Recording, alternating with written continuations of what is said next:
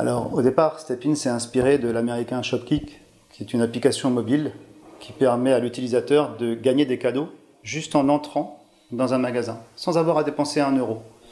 C'est une idée assez géniale, mais quand je suis allé voir mon premier client, m'a dit que c'était intéressant de le faire et d'aller un peu plus loin, de faire gagner des points en faisant promener le client à l'intérieur du magasin. Alors pour faire fonctionner effectivement ce concept, on a utilisé une technologie d'ultrasons. Ce sont ces boîtiers que nous installons à l'entrée du magasin et dans les rayons pour que le client soit détecté. Alors pourquoi cette technologie? Parce que l'ultrason, c'est une technologie qui est extrêmement précise.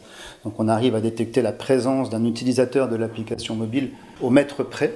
Déjà, c'est la première chose. Et pourquoi cette technologie? Deuxième raison, c'est parce qu'elle est complètement indépendante du téléphone. Que ce soit un Samsung, un iPhone ou autre, tous les téléphones arrivent à détecter notre ultrason. Enfin, comparé à des technologies comme le Wi-Fi ou le Bluetooth, on est beaucoup plus précis et on n'a pas besoin de réseau à l'intérieur d'un magasin. Alors, la cible, sont les enseignes de la grande distribution. Donc, dans le métier du retail, ça peut être des enseignes généralistes, type Auchan, Carrefour, Leclerc et ces gens-là, mais aussi des spécialistes comme le textile, les Zara, H&M, les high-tech comme Fnac, Darty ou autres.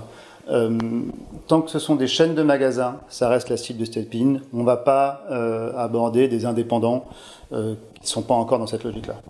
Oui, avec des magasins SIA dans Paris et bientôt une enseigne de la grande distribution qui va implémenter la solution StepIn dans 10 magasins en Île-de-France. Ça représente une cible de 200 000 utilisateurs potentiels.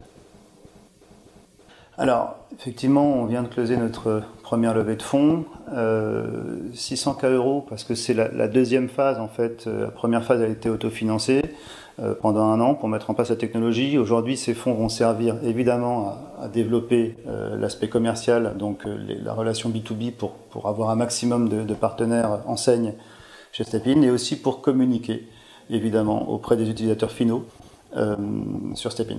Auprès de qui? On s'est dit on avait 2 choix, ou bien les investisseurs institutionnels ou peut-être plus des entrepreneurs. On a opté pour le choix des entrepreneurs qui nous aident au quotidien. Donc c'est pas simplement de l'argent qu'ils ont mis, mais aussi du réseau, des contacts. Et ça c'est essentiel quand on est une start-up qui démarre.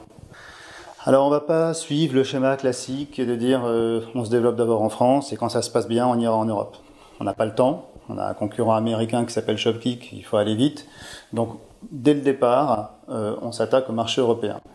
Deuxième point, c'est que les enseignes que nous ciblons sont des enseignes qui sont déployées dans toute l'Europe. Toute la grande distribution, c'est toute l'Europe. Donc, dès aujourd'hui, on s'attaque au marché européen et on a un objectif de 7000 enseignes dans les 3 ans à venir, 7000 points de vente, pardon, dans les 3 ans à venir et plus de 3 millions d'utilisateurs.